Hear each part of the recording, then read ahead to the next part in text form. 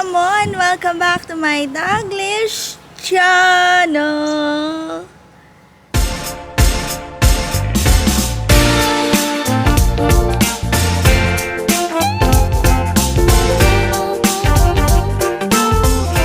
Hello guys! How are you all on either side of the universe? So guys, if you are wondering why I'm on the back of the house, so today I will show you an empty house.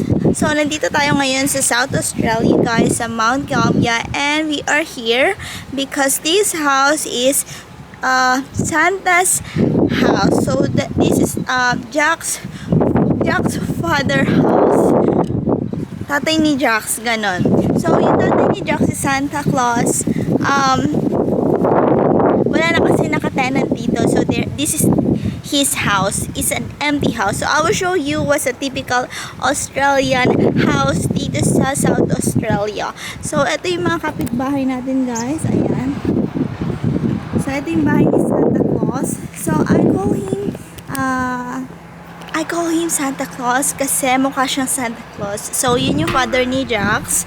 So nandun ngayon sila. They will coming back next year, so we are going to stay here. So I will show you what's a typical Australian house dito sa South Australia, sa Gambia. So wala talaga siya, as in an empty house to guys. Okay, wala silang appliances and everything, only the fridge and the dishwasher. So recently yung tenant nila umalis na dito. So ngayon dito namin ipapark muna yung caravan kasi nga meron kami, we will put the solar panel on the caravan and we need an electricity and water. So wala pa naman nakatira dito. Santa Claus and Mama Santa Claus is not here. So invade natin ang kanilang bahay. So ngayon nandito tayo sa yung bahay nila. So you can see a typical Aussie house. So they have a massive plants here. So that's the main entrance. So that's Jax. So we have a lot of stuff here guys. So yesterday we just arrived from Victoria guys, and we have a lot of, how many solar? 15 solar guys. Grabe as in. So ganito yung mga typical na house dito sa Australia. So now usually guys, kasi pagpasok mo talaga sa mga Aussie house, usually pagpasok mo may mga room. Yung unang room talaga nun ay may room talaga, hindi living room guys. So ito yung screen ni Santa Claus. So I call him Santa Claus. So they're not here, they will arrive next year. I'm not sure which month, but for now we will invade the house of Santa Claus, Jack's father guys ha. So ito, pagbukas ko ng pintuan, you can see here. Yeah. So this is their living area. The sofa. You can put, I'm not sure ha. I think it's a living area here. So yellow blinds. Ayan. So here, kita nyo yan, may, yan. Close na natin guys. So makikita nyo ulit. Buksan ko na guys. Ayan, meron silang pathway here.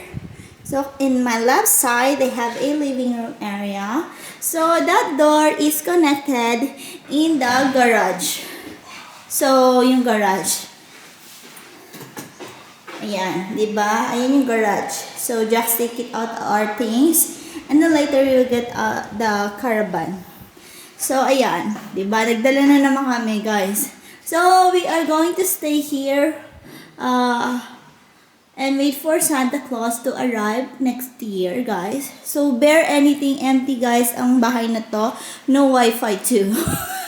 So, data mode lang tayo for now. So, this is the living room, guys. Ayan. So, when you go to the here, ayan, there's a pathway. I think you will see the first room. I think this is their master bedroom because it's massive.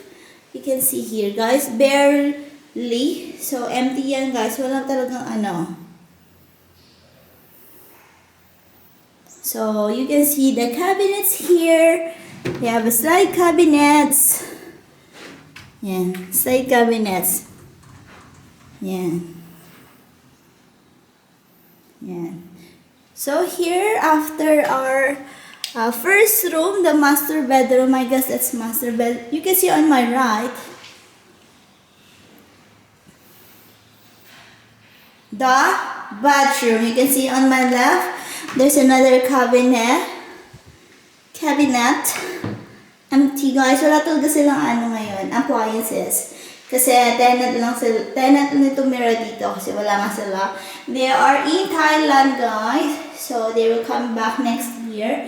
They have a sink here. And hi, guys! Mabuhay! So that's me. So this one, another toilet. Toilet, guys.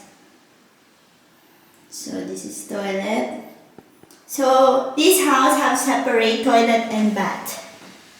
So toilet and bath, guys. So here, on this other door, you can see here the bathtub. Social ang bathtub nila, no? Wala talagang tao. So ayan, the left side, you have the shower area, which is the shower is there. So yeah, shower area. And on the right side is the bathtub. Yan. Mahilig kasi sila talaga sa bathtub, guys. Yung mga dito sa Australia. So when you see on the left here, you can see here, there's another door. That's the secret passage from the living room, guys. So here, they have a kitchen counter here. Yeah. So they have 3 drawers there. That's empty for now. And a dishwasher. So this is nice. Dishwasher, guys. They have dishwasher here. Yeah. You don't need to wash by yourself. Na somebody or the machine will wash for you. So yeah. So you have a sink, kitchen top. Dalawa. Tapos ayan. You have a preparation for your kitchen counter. Another drawer here. Another drawer there. Ang maganda sa kitchen, madaming drawers. Love nila ang mga drawers. And on my left side, guys, you can see a lot of drawers, cabinets there. Cabinets there in the bottom. Cabinets and ayan. Electric stove, guys. Diba? Oh, diba? Electric stove ni Santa Claus, guys. So, Santa Claus is the father of Jax, guys. So, ito yung niya, oven. O, diba? Bigat din ng oven. Napakalinis. So, ayan. So, aside from that, the only appliances here is dishwasher, stove, and the fridge. So, yung fridge niya, yun ang fridge niya. Napakalaki. O, diba? O, I think this is too big for water. Yan, guys, water. So, ayan. Open it, guys. Ay, hindi pala siya too big. Ano to? Hindi siya too big. Is this too big? Yeah, dispenser's too big, but there's no glass. You press it, it's got water on the floor. So, too big dispenser. Yeah, it's like sprays out. So yeah, you press the glass against it and too big will come out, so it's refrigerated. So, where is the too big goes from? I have no idea. You can see a little water tap there, or like a little pipe. And you can see it get plumbed in the back there. So this is the freezer, guys. Yes. So freezer is in the bottom. There are different types of fridge here. Drawer. There's another tray looking thing here. And then there's another drawer there. So yeah, we might use that while we're in the caravan. We'll just store our excess stuff in there. So ayan, guys. So you will look here. There's another door. Door is for the pantry. Ayan, guys. Ang taas nun. That's for the pantry, kitchen pantry. Lagi mo dyan yung mga magic sarap and Mang Tomas, Mamasita. So ayan yung kitchen, guys. Kitchen yan. So you can see here, I think this is the dining area. You can put also the table there, dining, while you see the veranda over there. And you can see this tall one. So you will see what's tall one here. So this is the heater for the whole house. So ganyan na style ng heater. I think this is like an old school heater, guys. Kasi yung heater namin sa Victoria, sa taas naman ng bubong. So in this house, they have a three rooms plus the master bedroom. So they have four bedrooms here, guys. So we'll check the second bedroom. So ito yung second bedroom, guys. I think this is a study room or a kid's room. So yung mga plants nasa labas. Yan. So the next room is another room bigger than the second one. So yan.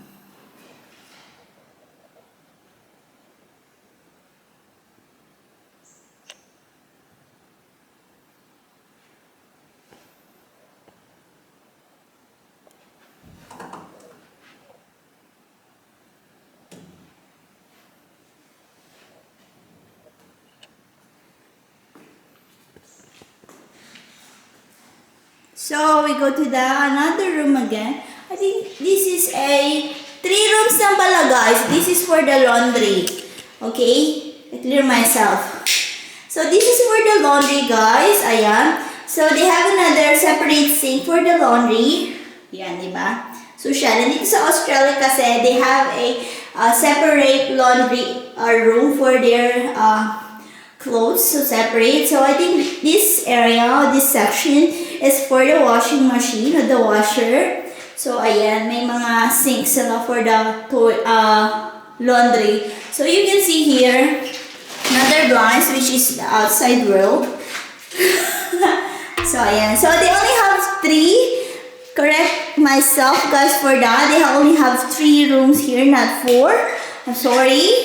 So ayan yung laundry area, the small one. It's not small, ang laki niya sa loob. Hindi yung mga kwarto na typical sa Philippines. So, ito yung another third room, second room, and the first room, which is the master bedroom. So, now we are done inside the house. Ayan. And we are going outside the veranda. So, ito, you can see here. Ayan. Diba? Mga typical Aussie house here sa Mount Gambier. So here you can see here, guys. Move the sliding. Taran. Okay. So here, you can see here. This is a nice one. It's a brick. Ganda ng mga materials nila dito eh. So ayan, you can see this is the veranda when you will chilling, unwind, make your snack. And it's windy too. So here, when you walk here, you can see here the hot water. So this is another old style again here. It's a hot water, guys. So hot water. Para pag winter, o kaya ayaw mo na masyadong malamig, may hot water. You can see here, guys. Ayan, kasi ibang na yan. Ayan. Mga plants. Okay. So here, when you walk, yeah, there's a lot of stone here. So Santa Claus have a shed. So shed is like a bodega. You can put some of your old stuff here, things, so it's not messy inside the house. So it's a shed, very common here in an Australian house. And then there's a dog house. And I'm not sure if that's the old or the new dog house. So yeah, they have here flowers, plants beside the shed. So here, guys, the backyard or the backyard. I think this is the garden now. So that's the house and the antenna of Santa Claus here. And that's the aircon. That's the aircon, the one we see the split type earlier. So, the garage or the garden have a separate gate. So, ayan. Very greeny.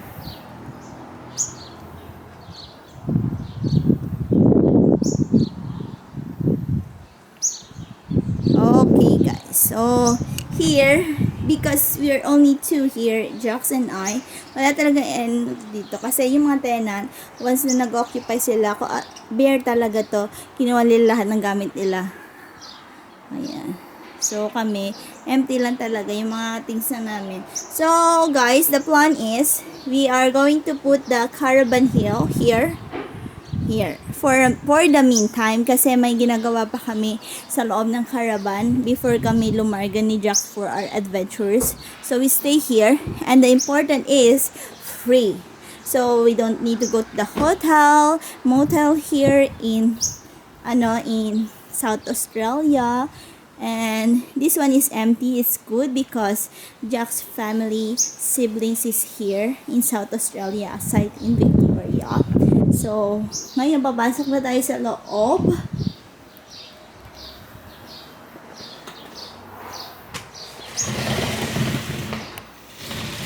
So, ayan yung nakita nyo guys. Pasok tayo ulit sa loob. So, ayan. Okay, so I will show you naman yung susunod na door, which is this one. So, ayan. Dami namin dala ni Ma'am. Kasi nga, we don't know if when we will come back in Victoria, in Melbourne. So, at the moment, we are here in South Australia. If you are new to my channel and if you're late, char, hindi naman. Ayan, so dining area to living room area. Diba? So, that's the main door. The one earlier na nakita nyo. So, here sa garage tayo. So, yung garage ni Santa Claus, massive naman siya sa loob. So, I think this is for one car. So, here guys, you can see our 15 solar panel that we will put in the top of our caravan. So, here, this is the one we bring in from Victoria yesterday. Kasi kakarating lang namin ngayon guys. So, ayan ang ating solar panel. So, we will put on the top of the caravan. So, if we will go out around Australia, we don't need to go to a caravan park because we have a provided solar from the sunshine. From the sunlight. So, ayan guys, just get the things out from the car. So, ayun na nga guys. Bulaga! So, that's the end of our house tour for today. Brought to you by Santa Claus House, Jack's father, here in South Australia in Mount Gambier. And this is a typical Australian house tour and it's empty. And ayun na nga guys. I hope you had fun. That's the end of our video for today. Thank you very much for watching and mega love shout out to each wonderful people of the universe. Thank you from the bottom of my hypothalamus. Please like if you did enjoy my video for today. And please do subscribe if you haven't yet. And don't forget to hit the bell button for you to notify on my next video. And please comment down below if you like this video. And see you when I see you.